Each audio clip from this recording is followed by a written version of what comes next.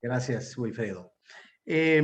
Como acabamos de leer, durante esta cuarta visión, Zacarías ve al ángel, un ángel, cambiar la ropa de el sumo sacerdote, quitándole las ropas viles y vistiéndole de ropas de gala.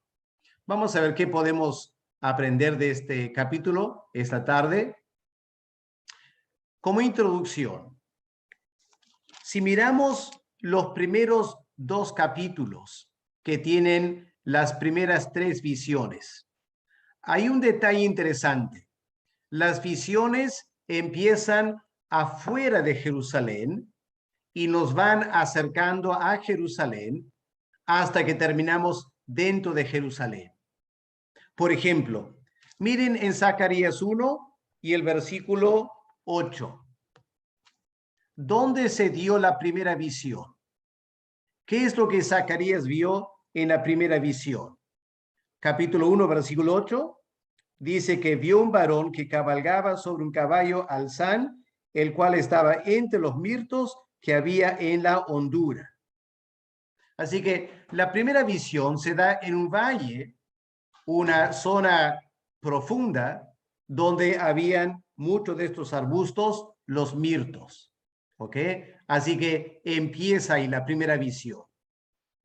Y luego, en capítulo 2, lo que viene a ser la tercera visión, en capítulo 2, versículos 1 y 2, Zacarías ve una persona que quizás resulte un ángel, caminando, se supone, desde el valle de la primera visión hacia la ciudad de Jerusalén. Porque en capítulo 2, versículo 2, ante la pregunta de Zacarías, ¿a dónde vas?, la respuesta es, voy a medir a Jerusalén. Así que está yendo en la dirección de Jerusalén. Pero en capítulo 3, el versículo 1, Zacarías ve al sumo sacerdote.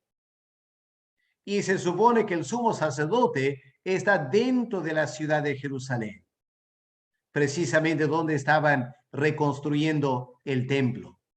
Así que quiero que noten esa transición desde afuera de la ciudad hacia adentro. Dios está trayendo a Zacarías en las visiones hacia adentro de la ciudad de Jerusalén. Aquí tenemos la cuarta visión, y la cuarta visión está en dos partes. La primera parte, Zacarías 3, del 1 al 7, tiene que ver con Josué como persona particular y el líder espiritual del pueblo de Dios. ¿Ok? Así que esta es la primera parte de la visión. Zacarías ve a Josué en su papel de sumo sacerdote, representando al pueblo de Dios, un líder espiritual. Pero en la segunda parte de esta visión, especialmente versículos 8 y 9, hay un cambio. Ahora Josué aparece como una figura simbólica. ¿Y a quién está simbolizando? A nada menos que el Mesías. Así que un gran cambio ocurre durante esta cuarta visión en el versículo 8. Vamos a analizarlo así entonces esta tarde. Vamos a empezar con Josué, el representante del pueblo de Dios. Versículo 1. Me mostró al sumo sacerdote Josué. Se sobreentiende que el que le mostró sería Dios mismo, o quizá a través de un ángel que está guiando a Josué en estas visiones. La pregunta sería, ¿por qué Dios le hace ver a Josué? Recordemos que Zacarías estaba viviendo ahí, así que Zacarías obviamente conocía muy bien a Josué. No tenía que señalarlo, él lo conocía, lo podía reconocer rápidamente. Pero lo que hay que entender es que aquí en capítulo 3, Zacarías no está viendo a Josué físicamente, lo está viendo en una visión, ¿ok? Es una visión. Queda claro que es una visión porque miren dónde está. ¿Qué dice versículo 1? ¿Dónde está Josué? Bueno, delante de él estaba el ángel de Jehová, y sabemos que el ángel de Jehová es la persona, el Hijo de Dios antes de la encarnación, y también estaba Satanás. Satanás el acusador. Satanás estaba a su mano derecha para acusarlo. Así que Zacarías de repente ve esta visión, el sumo sacerdote rodeado por dos personas. El eterno Hijo de Dios en la forma del ángel de Jehová y el gran enemigo de Dios, Satanás, que lo estaba acusando. Ahora, en versículo 2, miren lo que ocurre en versículo 2. Y dijo Jehová a Satanás. Interesante. Una de las pocas veces que vemos a Dios el Padre hablando directamente a Satanás. Y le dice, Jehová te reprenda. Jehová te reprenda. Oh Satanás. Ahora, quiero mirar con ustedes un pasaje en Apocalipsis. Si podemos ir al último libro de la Biblia, Apocalipsis, el capítulo 12, quiero hacer un contraste aquí en la enseñanza bíblica. Apocalipsis 12, el versículo 10. Leyendo, espero que puedan hacer la relación entre este versículo y lo que leemos en Zacarías 3, el versículo 2. Entonces oí una gran voz en el cielo que decía, ahora ha venido la salvación, el poder y el reino de nuestro Dios y la autoridad de su Cristo, porque ha sido lanzado fuera el acusador de nuestros hermanos, el que los acusaba delante de nuestro Dios día y noche.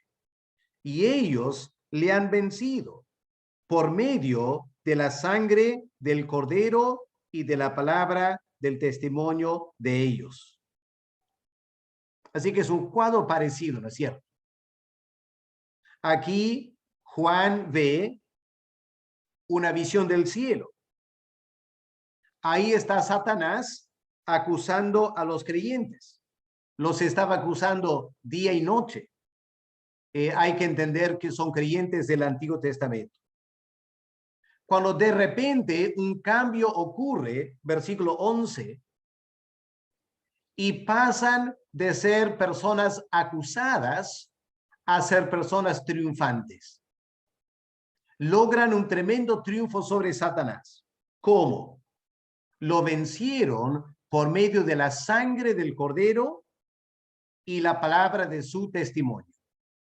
Recuerden eso. Ahora volvamos a Zacarías 3, el versículo 2. Aquí tenemos Josué siendo acusado por Satanás. Y la pregunta es, ¿cómo logra Josué vencer? No dice que Josué lo venció por la sangre del Cordero. No dice que Josué lo venció por su testimonio. Aquí tenemos algo diferente y complementario. Leamos otra vez versículo 2. Y dijo Jehová a Satanás, Jehová te reprenda, oh Satanás. Jehová que ha escogido a Jerusalén te reprenda. ¿No es este un tizón arrebatado del incendio? Así que repito la pregunta. ¿Cómo logró Josué la victoria sobre Satanás aquí y sus acusaciones? En primer lugar, fue a través de la elección de Dios. Dios ha escogido a Jerusalén. Hay que sobreentender que Josué, como líder, representa la ciudad de Jerusalén. Satanás, al acusar a Josué, estaba acusando a todo el pueblo de Dios que había estado en pecado y fue llevado al exilio. ¿Y cómo logra la victoria? A través de la elección de Dios. Por eso Dios menciona, al reprender a Satanás, Dios mismo dice, Jehová ha escogido a Jerusalén. Por eso te reprendo. No tienes derecho de acusar a Josué o a la ciudad de Jerusalén, porque el Dios eterno ha escogido a Jerusalén, ha escogido a Josué. Y no solo por la elección de Dios, sino también por la acción de Dios. ¿Cuál es la acción de Dios que rescata a Josué de la acusación de Satanás? Bueno, dice la pregunta al final, ¿no es este un tizón arrebatado del incendio? ¿De qué incendio estaría hablando? Sería el incendio del exilio, el juicio de Dios sobre Jerusalén por su pecado de idolatría y rebeldía espiritual. Cayó, por decirlo así, fuego del cielo y terminaron siendo llevados al exilio. Pero no acabó Israel. El pueblo de Dios no llegó a su fin. ¿Por qué? Porque era un pueblo escogido por Dios. Y aquellos a quien Dios había escogido, Él ahora actúa a favor de ellos y los rescata de este incendio. Y Josué representa eso. Es un tizón arrebatado del incendio. Quiero que noten esas dos cosas. Se logra vencer a Satanás por la elección de Dios y por su accionar a favor de los elegidos. Ahora, con esas dos cosas en mente, vamos a Romanos, el capítulo 8, para que veamos la congruencia de las Escrituras. ¿Qué leemos en Romanos 8? Los versículos 33 y 34. Escuchemos la palabra de Dios.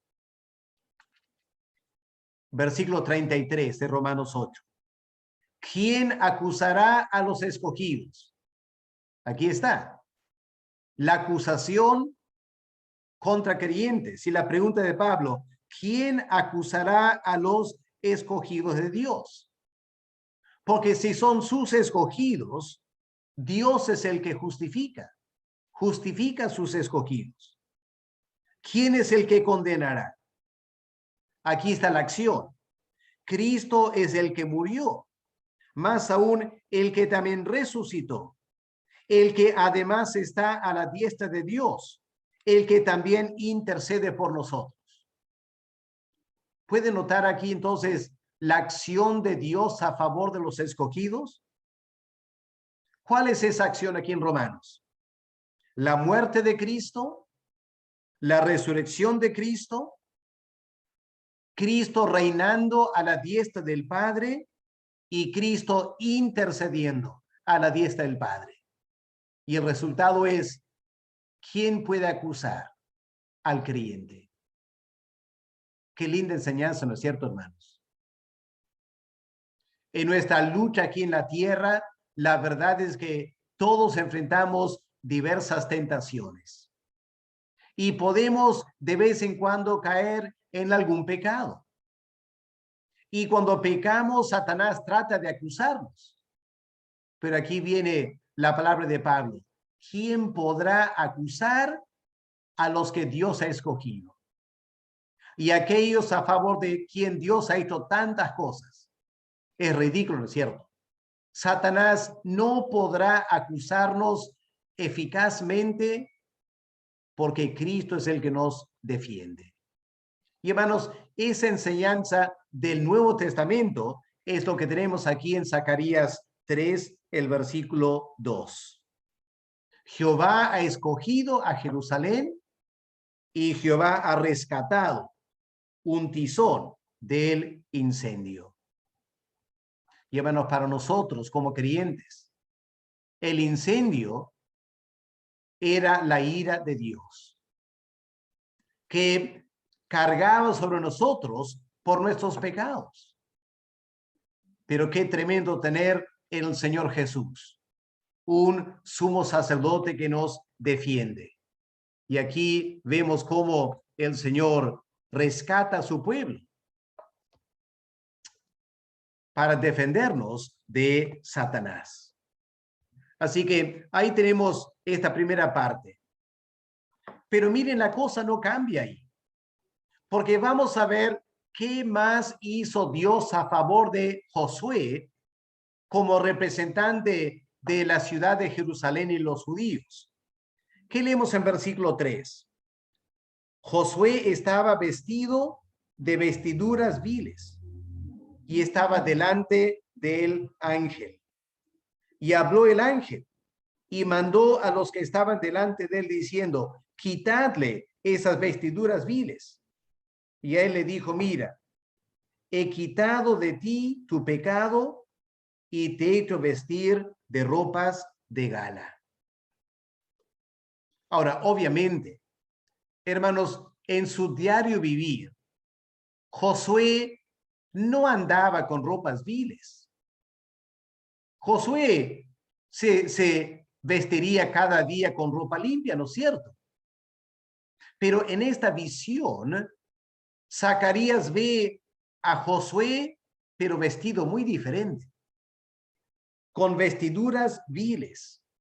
Y hermanos, la palabra viles es una palabra muy fuerte en el idioma original. Significa excremento. La idea casi es ropa manchada por excremento.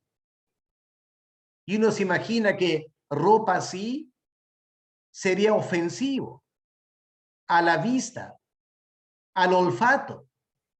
Sería algo extremadamente repugnante. Y Zacarías ve al sumo sacerdote Josué con estas ropas viles. Obviamente, estas ropas viles representan la vileza del pecado del pueblo de Dios antes del exilio. Pero también quizá representa el hecho que los judíos que estaban ahora reconstruyendo el templo habían vuelto de Babilonia, pero también en Babilonia, entre comillas, se habían manchado con muchas cosas ofensivas a Dios. Y por eso en esta visión ve a Josué con estas vestiduras viles. Pero miren ahora la gracia de Dios para con esta persona escogida por él. ¿Qué es lo que Dios hace?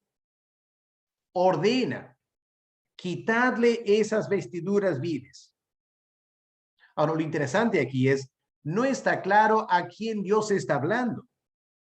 Porque en versículo 4 dice, mandó a los que estaban delante de él. ¿Quiénes estarían delante de Josué? Plural, más que una persona. Obviamente no es Satanás. Tampoco sería necesariamente el ángel de Jehová, porque es más que una persona. La verdad es que no estamos seguros. Pero siendo Josué sumo sacerdote, las personas que le podían estar rodeando serían sacerdotes.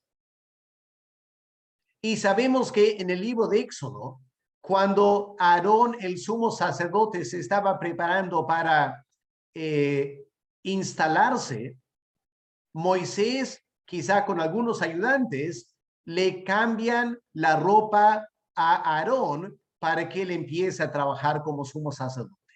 Así que cabe la posibilidad, sin ser dogmáticos, que los que fueron ordenados a quitarle la ropa sucia y vestirle de ropa limpia serían otros sacerdotes que estaban acompañando a Josué en esa visión. Pero cuando Dios dice al final del versículo 4, he quitado de ti tu pecado y te he hecho vestir de ropas de gala, trajo a mi mente lo que leemos en Isaías 6, el versículo 7.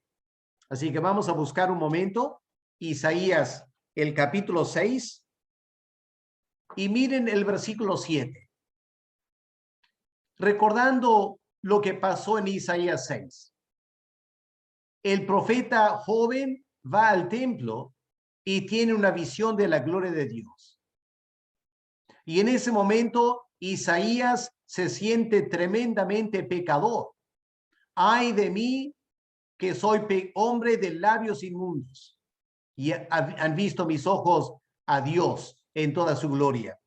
Y en ese momento, versículo 6, un serafín se acerca con un carbón y toca sus labios, y en versículo 7 leemos: y tocando con él sobre mi boca, dijo: he aquí que esto tocó tus labios, y es quitada tu culpa y limpio tu pecado. Isaías fue purificado por esta acción simbólica de tomar un carbón del altar. Aquí en Zacarías 3, Dios simplemente lo declara: mira, he quitado de ti tu pecado. La acción de Dios, perdonando el pecado, quitando el pecado como uno quitaría ropa sucia. Y en cambio, ordena vestir a Josué con ropa de gala, ropa limpia, ropa fina, ropa apropiada para un sumo sacerdote, para que él pueda desarrollar bien su ministerio.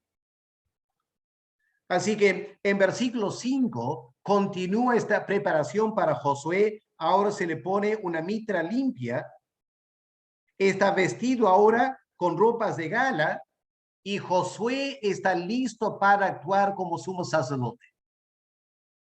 Hermanos, ¿recuerdan ustedes el contexto de estas visiones de Zacarías? ¿En qué momento recibe estas visiones? Cuando están recién empezando a reconstruir el templo. ¿Y quién iba a trabajar en el templo? Josué. ¿Quién iba a adorar en el templo? El pueblo de Dios, a quien Josué representa. Hermanos, lo que esta visión nos está enseñando es lo siguiente. Mientras el pueblo se dedica a preparar el templo, Dios se dedica a preparar los que van a participar en el templo, purificando al sumo sacerdote, purificando al pueblo que él representa, para que cuando el templo esté listo, el pueblo también esté listo para adorar a Dios. Es lo que esta visión apunta. Ahora miren en versículo 7, y a la luz de lo que acabo de mencionar, miren ahora una amonestación de parte de Dios a Josué y una triple promesa. ¿Cuál es la amonestación? Versículo 7. Así dice Jehová de los ejércitos: si anduvieres por mis caminos y si guardares mi ordenanza. Ahí están las condiciones. Para experimentar la bendición de Dios, Josué tendrá que aprender a andar en los caminos de Dios y guardar sus ordenanzas. Hermanos, la razón por la cual Dios ordena esto aquí y amonesta a Josué es porque, francamente, los sumos sacerdotes anteriores a él, antes del exilio, no hicieron eso. El pueblo de Dios terminó en el exilio porque por varias generaciones los mismos sumos sacerdotes no estaban guiando bien al pueblo de Dios. No estaban obedeciendo a la ley de Dios. Y Dios ahora dice: mira, Josué, yo he quitado tu pecado y te he vestido con ropa de gala. Ahora tú tienes que asumir una responsabilidad. Tú tienes que andar en mis caminos y tienes que guardar mis ordenanzas. Ahí está la amonestación o la exhortación de Dios. Veamos ahora las promesas. Hay tres promesas que Dios le hace a Josué en versículo 7. Primera promesa: también tú gobernarás mi casa. Qué tremenda promesa, ¿no es cierto? Como sumo sacerdote, tú gobernarás el templo que están construyendo. Gobernarás mi casa. Qué tremendo privilegio, ¿no es cierto? Gobernar la casa de Dios. ¿Qué más dice el Señor? Te hago una segunda promesa. No solo gobernarás mi casa, sino guardarás mis atrios. El recinto donde se hacían los sacrificios y las ofrendas. Josué estaría a cargo de guardar sus atrios contra toda contaminación espiritual.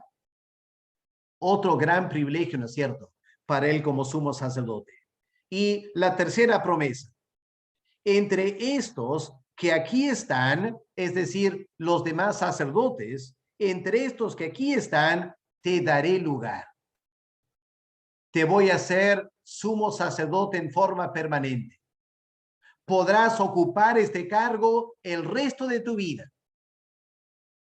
si guardas mis ordenanzas y si andas en mis caminos.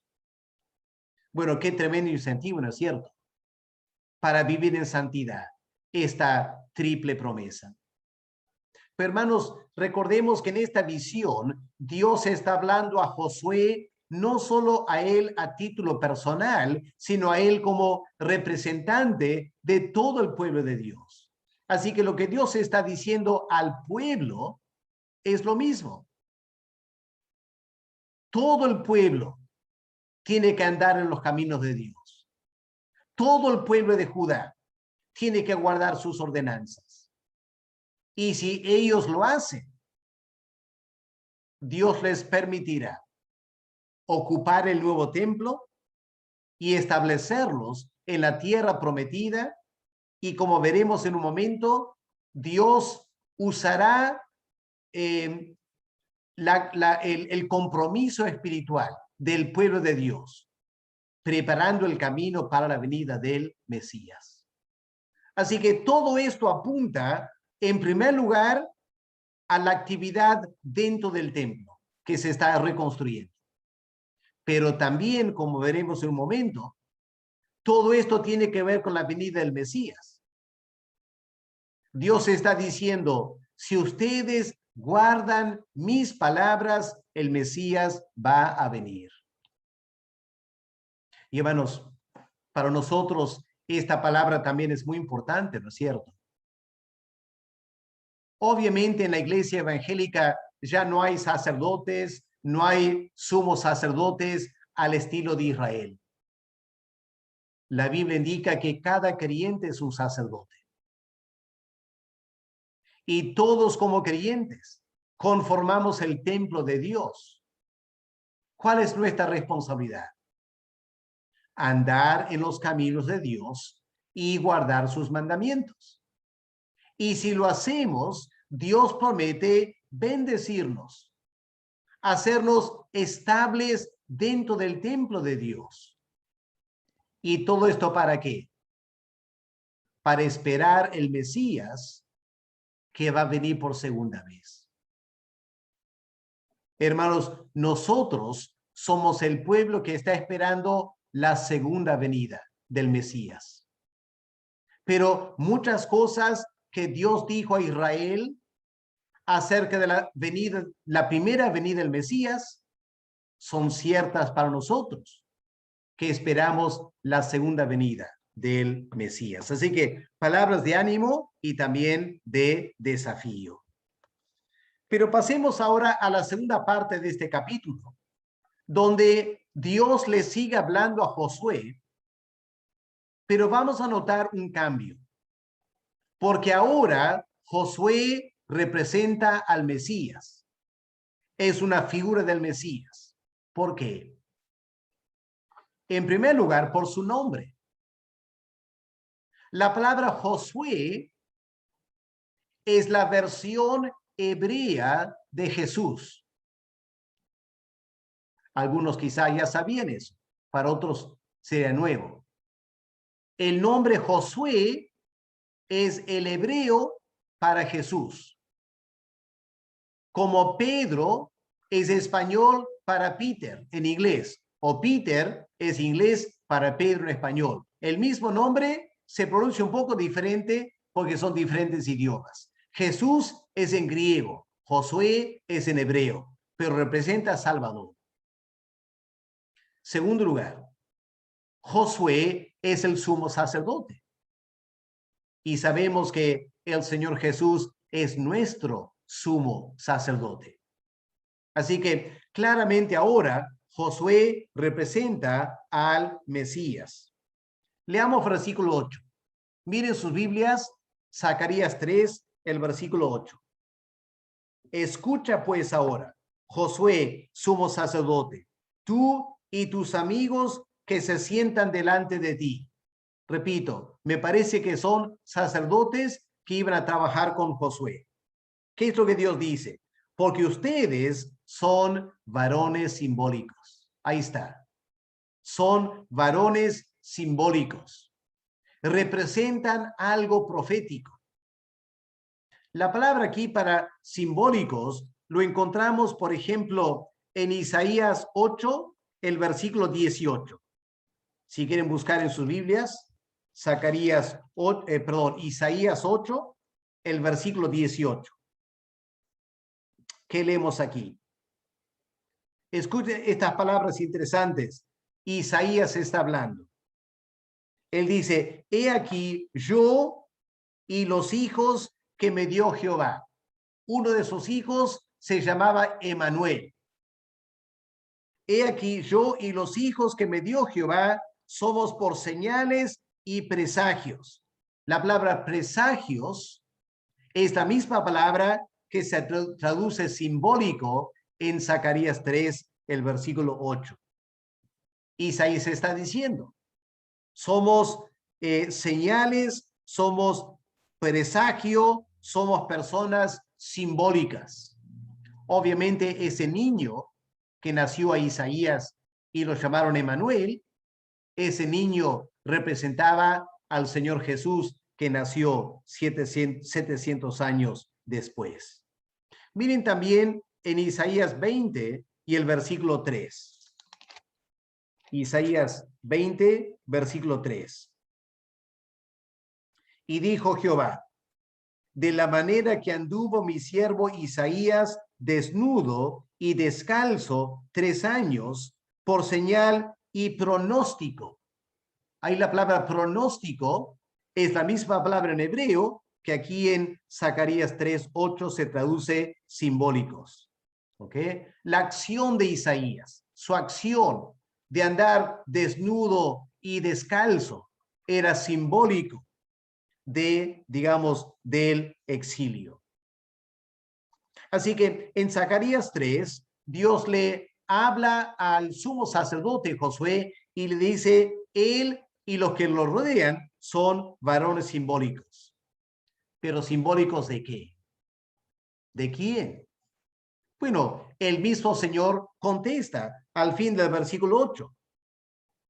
Hermanos, noten lo que leemos al fin de Zacarías 3, el versículo 8. He aquí, presten atención, dice Dios, presten atención, he aquí, yo traigo a mi siervo el renuevo, a quienes ustedes representan.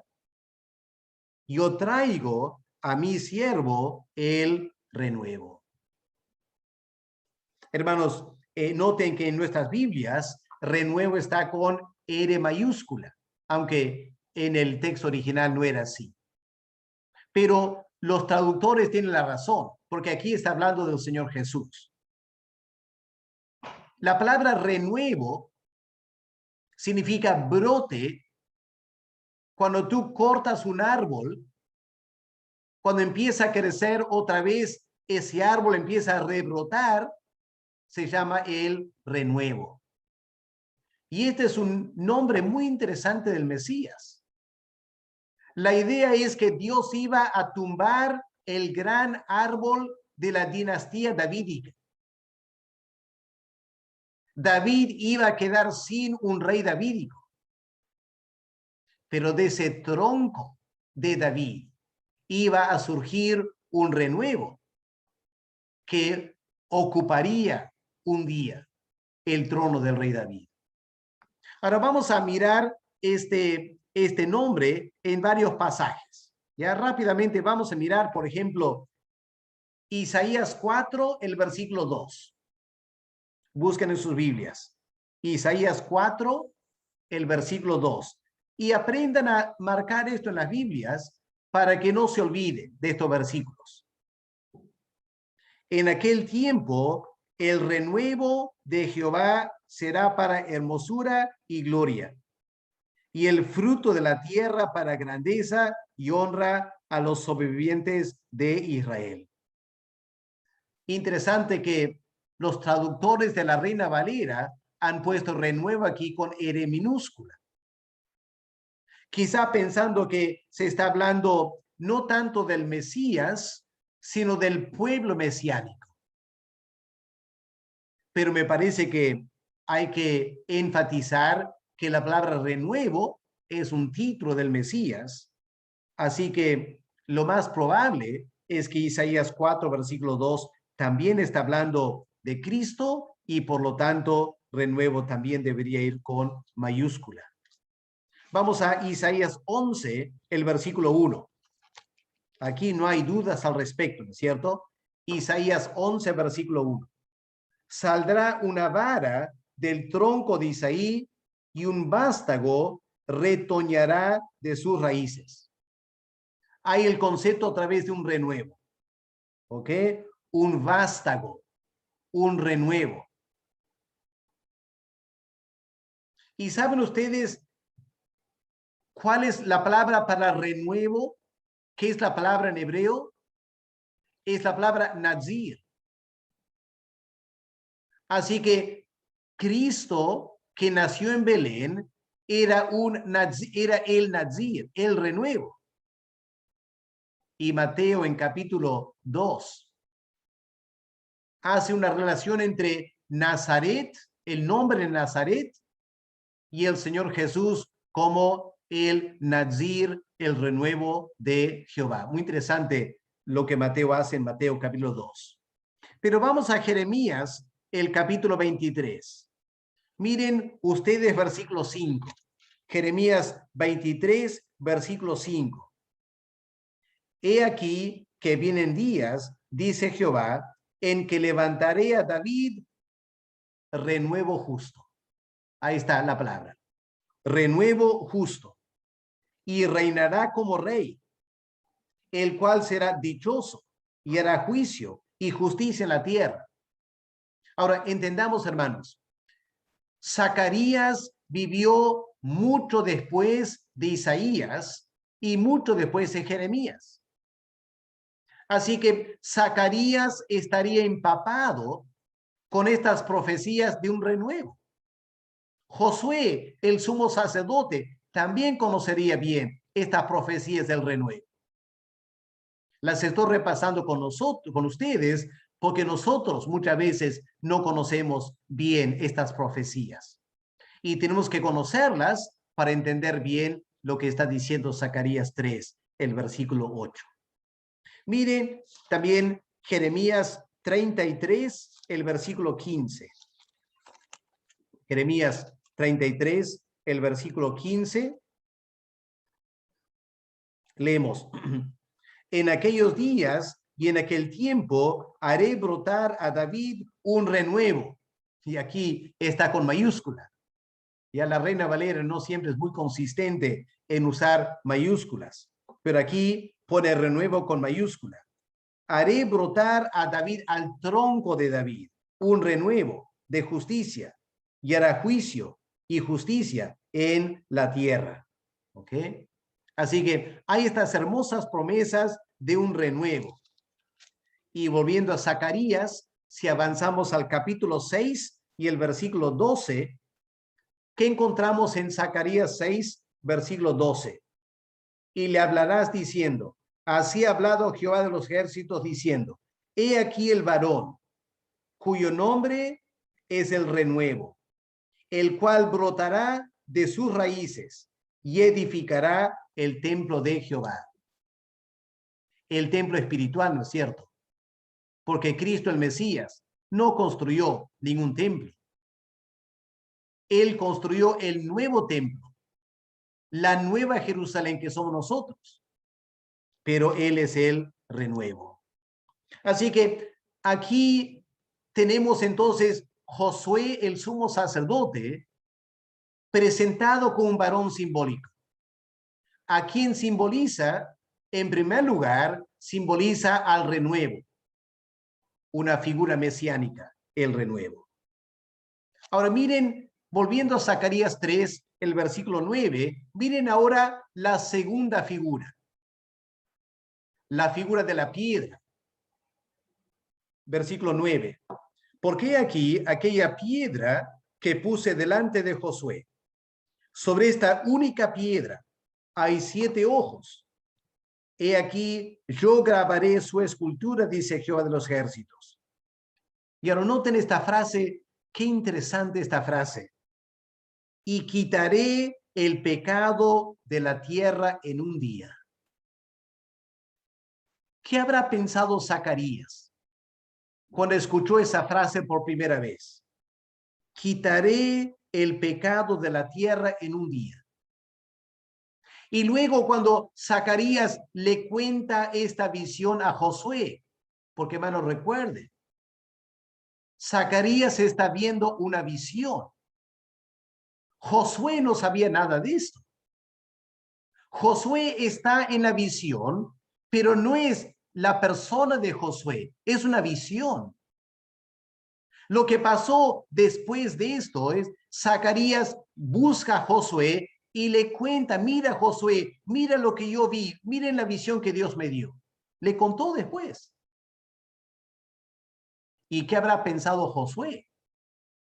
Cuando Zacarías le cuenta que Dios había dicho, en un día quitaré el pecado de la tierra. Lo primero que quiero notar con ustedes es un juego de palabras que no aparece en la Biblia en español, pero está en el idioma original.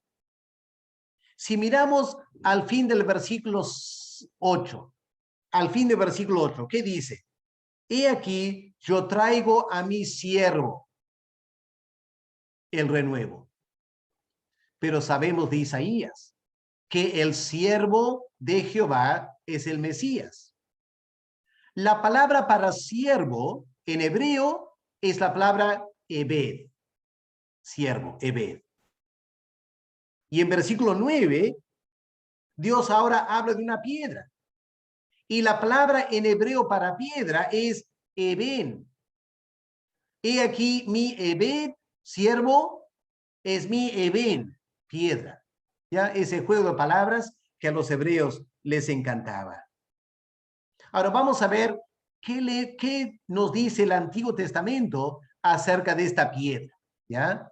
Estamos estudiando, así que vamos a mirar otros pasajes. Apunten, marquen en sus Biblias para no olvidarse. Vamos al Salmo 118.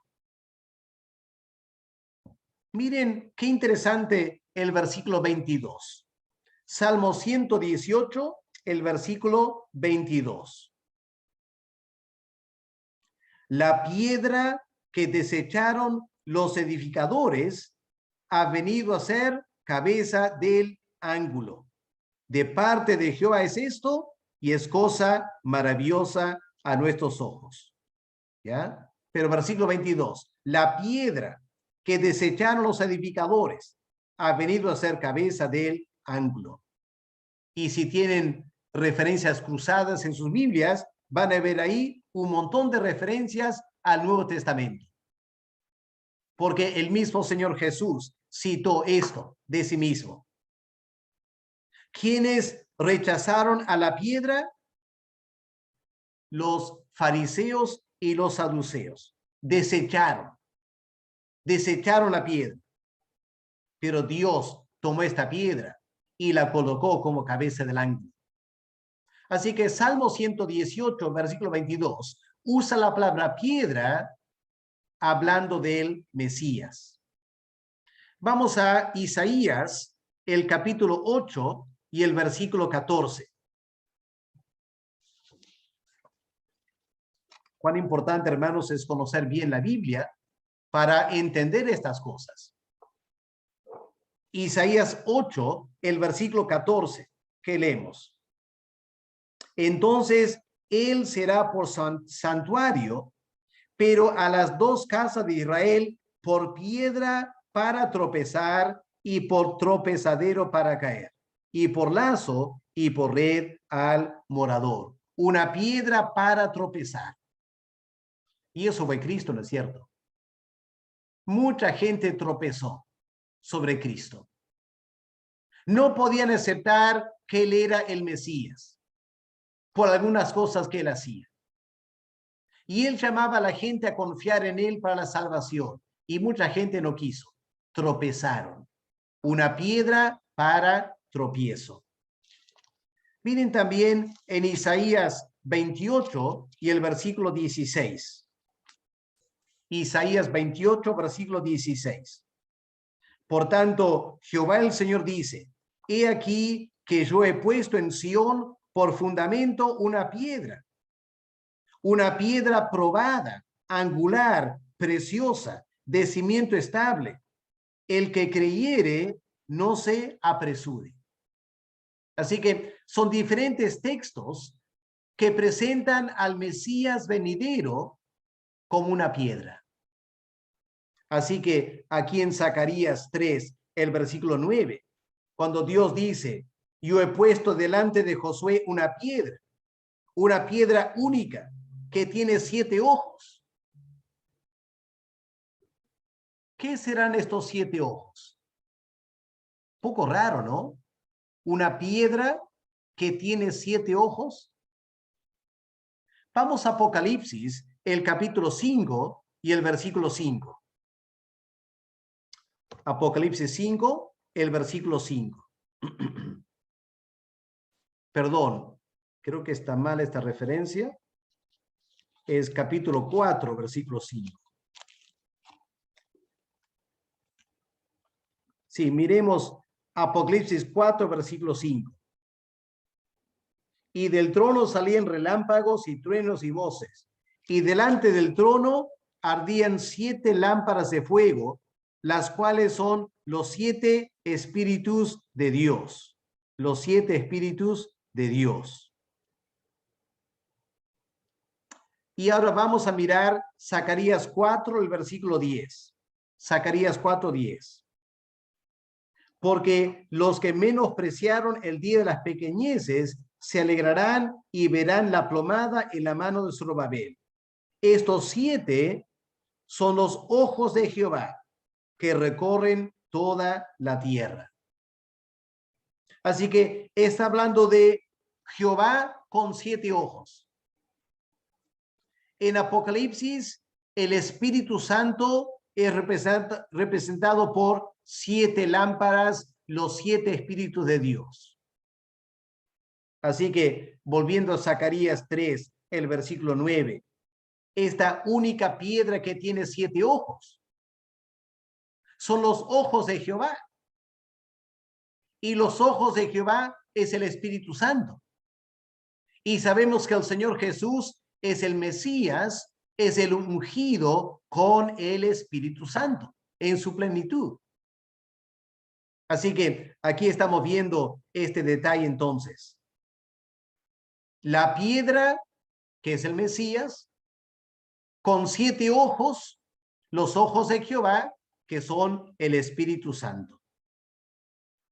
Y ahora la última frase del versículo 9. Quitaré el pecado de la tierra en un día. Qué tremenda afirmación, ¿no es cierto? Quitaré el pecado de la tierra en un día. Hermanos, Josué era un sumo sacerdote. Sus padres le habrán preparado para ejercer ese oficio. Obviamente Josué tenía que saber cómo ofrecer sacrificios. Como sumo sacerdote, el sacrificio principal era el día de la expiación. cuando podía entrar al lugar santísimo, llevando la sangre del macho cabrío y quitaba, expiaba el pecado del pueblo. Pero no quitaba el pecado en un día, porque el año siguiente, el día de la expiación, ¿qué tenía que hacer el sumo sacerdote? Entrar otra vez y hacer otro sacrificio. Y pasaba un año, ¿y qué hacía? Entraba otra vez y hacía un sacrificio. ¿Se imaginan un sumo sacerdote que, digamos, ejerció su trabajo 30 años? 30 veces entró al lugar santo llevando la sangre del macho cabrío, la ofreció y salió pensando, bueno, en un año estaré aquí otra vez. Y luego pensaba, pero mi padre lo hizo, y mi abuelo lo hizo, y mi tatarabuelo lo hizo, y lo venimos haciendo por cientos de años. Y como dice el autor de Hebreos, en Hebreos 10, versículos 1 al 4, esos sacrificios en el día de expiación no quitaban el pecado. No podían hacerlo. Era sangre de animales, nada más. Y el autor de Hebreo dice, esos animales, lejos de quitar el pecado, les hacían recordar que eran pecadores. Les hacían recordar. Estoy aquí, pensaba el sumo sacerdote, porque somos pecadores. Y voy a estar aquí el año que viene porque somos pecadores. Y el año siguiente porque somos pecadores. Y seguimos pecando y no se acaba el pecado. Y aquí viene esta promesa. Zacarías 3, el versículo 9. Quitaré el pecado de la tierra en un día. Y como leemos también en Hebreos capítulo 10, el autor enfatiza, ¿no es cierto? No sé si estaba pensando en este pasaje de Zacarías, pero el autor de Hebreos dice, Cristo por una sola ofrenda quitó el pecado para siempre. Por una sola ofrenda quitó el pecado para siempre. Una sola ofrenda abrió el camino a Dios. Una sola ofrenda. Y sabemos ese tremendo día, ¿no es cierto? Fue hace 2000 años más o menos, cuando el eterno Hijo de Dios, actuando como nuestro sumo sacerdote, no llevó al altar la sangre de un animal. Él era el animal, entre comillas. Él era el Cordero de Dios. Él derramó su sangre. Y con ese sacrificio, el renuevo, la piedra de Dios, el siervo de Jehová, el sumo sacerdote espiritual, él quitó el pecado de la tierra. No solo para judíos, también para griegos y para italianos y para españoles y franceses y británicos y peruanos también. Bendito día, ¿no es cierto? Bendito día cuando nuestro Josué, Jesús, en la cruz del Calvario, quitó el pecado nuestro para siempre. Y aquí está en Zacarías, predicho en esta cuarta visión que Zacarías ve. Para terminar, hermanos, la conclusión, versículo 10. Está mal, perdón, el PowerPoint es versículo 10, no versículo 13. ¿Cuál es la conclusión de esta visión? En aquel día. ¿En cuál día? El día que Dios quite el pecado de la tierra. El día que venga el Mesías. En aquel día, dice Jehová, cada uno de vosotros convidará a su compañero debajo de su vid y debajo de su higuera. ¿Qué está diciendo este versículo? Está diciendo, usando figuras del tiempo de Zacarías, cuando venga el Mesías y cuando quite el pecado, va a establecer el paraíso aquí en la tierra. Y este es el cuadro del paraíso. Sentado debajo de la sombra de un tremendo árbol, pudiendo tomar del fruto del árbol y comer con tranquilidad sin tener que trabajar. Y habrá tanto fruto que podrá invitar a su compañero a sentarse con él y comer y disfrutar la buena vida que Dios ha dado. Y hermanos, como creyentes, ese es nuestro privilegio.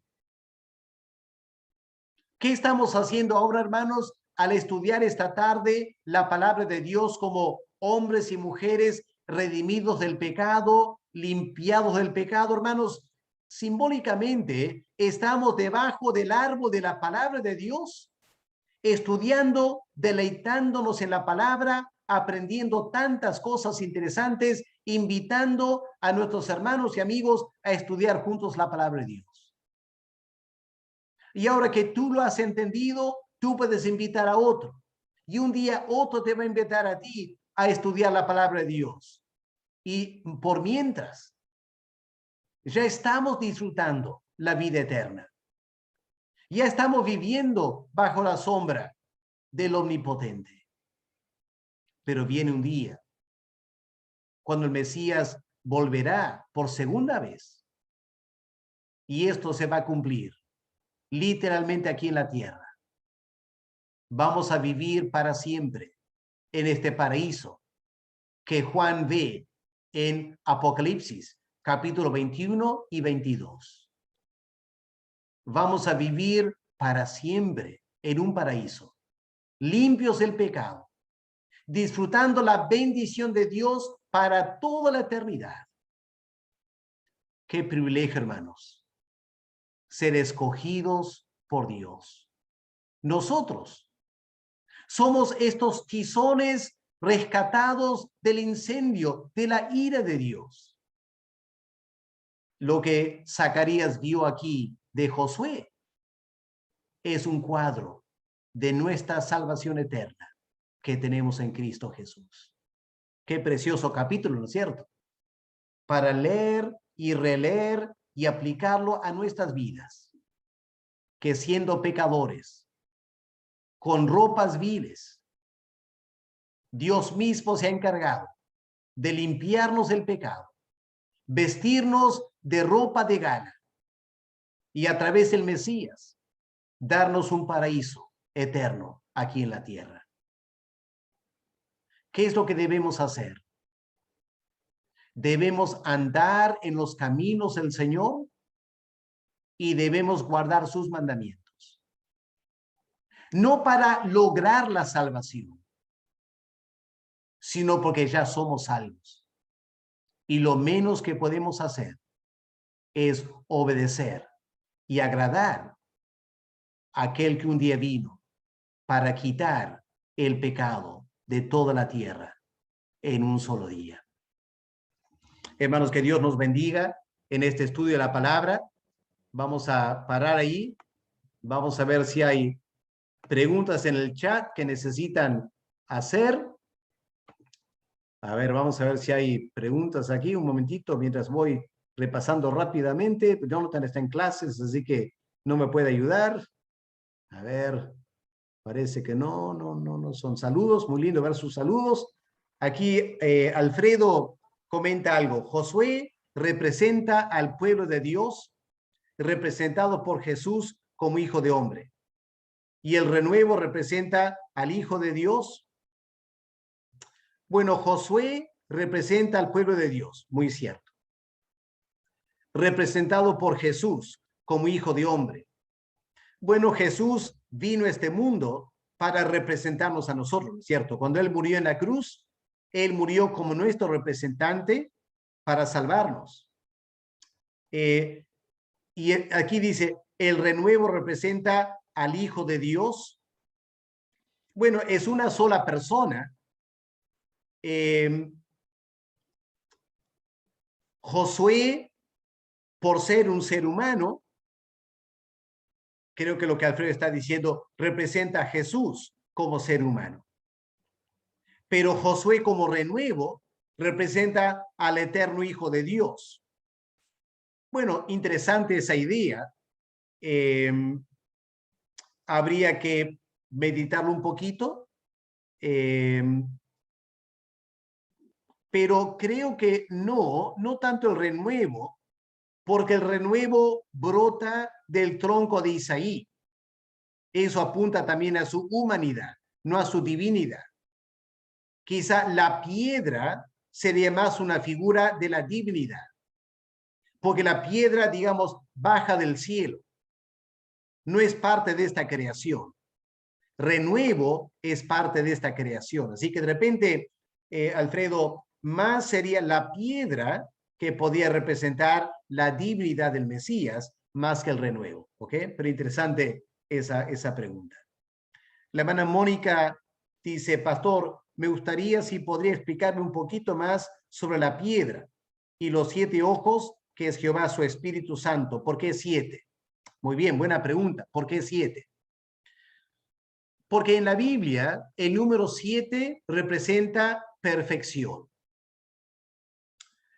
Dios creó los cielos y la tierra en 6 días, descansó el séptimo día, armando una semana, y en una semana está todo. Está la creación y el descanso, todo completo en 7. Más adelante, el número 7 se usa varias veces para hablar de algo perfecto, algo completo. Así que aquí el número 7 representa la perfección del Espíritu Santo. ¿Ok? 7 ojos indicando que Dios tiene conocimiento perfecto. ¿Ya? En el Antiguo Testamento, la palabra ojo se usa para dar a entender conocimiento. Así que si algo o alguien tiene 7 ojos, es porque tiene conocimiento completo, perfecto de todo. Y obviamente el Espíritu Santo es omnisciente. Así que parece que el número 7 tiene ese sentido de el número perfecto y completo, indicando que el Espíritu Santo es completo, perfecto en su divinidad. ¿Ok? Es la perfección del Espíritu Santo. Sí, muy bien. ¿Ok? Bien, esas son las preguntas en el chat. ¿Alguien quiere hacer una pregunta verbal? Vamos a permitirles prender su micrófono si quieren hacer alguna pregunta. La clase es más fácil el día de hoy, ¿no es cierto? No es tan complicado como las clases anteriores, así que me alegro por eso. De repente es más fácil para ustedes entender y no hay preguntas. Muy bien. Si no hay preguntas, lo dejamos ahí, hermanos. Ya terminamos un poquito temprano. Nos da tiempo para el culto de la noche. Así que les invitamos, hermanos, a las 6 el culto evangelístico, y esta noche va a predicar el pastor Héctor Trigoso. Así que estemos para escuchar la palabra de Dios a través del pastor Héctor Trigoso esta noche. Muy bien. Muchas gracias. Vamos a terminar orando. Voy a pedir a Alfredo, guíenos en oración, por favor, Alfredo, dando gracias por lo que hemos aprendido de la tremenda obra de Cristo y el privilegio para nosotros como creyentes somos beneficiarios de la obra del Señor Jesús. Así que adelante, Alfredo. Tienes que prender tu micrófono. Le facilitamos el micrófono. ¿Está bien Ya, ahí? excelente. Bendito Padre, en esta tarde te agradecemos por tu presencia, por visión con tu Espíritu Santo, por el conocimiento que nos das, Señor, por la sabiduría que también a través de tu Espíritu Santo nos alimenta. En esta hora, Señor, que más que agradecerte, nunca será suficiente, Señor, el alimento que nos das, por este conocimiento, por haber sido bendecidos, por conocer cómo es tu intención de rescatarnos, de salvarnos desde tiempo atrás, desde antes que nosotros te conociéramos. Gracias, Señor, por esta enseñanza. Gracias, Señor, por este libro que estamos conociendo de Zacarías. Gracias por tu bendición de hoy y te pido por todos nosotros, por mis hermanos, por todos en la congregación, para que podamos, Señor, poner en práctica este ejercicio de mantener la obediencia, de guardar las ordenanzas, de serte fieles. ¿Qué más podemos demostrar como agradecimiento ante esta salvación que tú nos has dado? Bendito seas, Señor, bendito sea tu nombre. Gracias, Señor, por ayudarnos en el nombre de Jesús. Te alabamos, te glorificamos, te bendecimos. Amén. Amén, muchas gracias, Amén. Alfredo. Gracias, hermano. Dios le bendiga.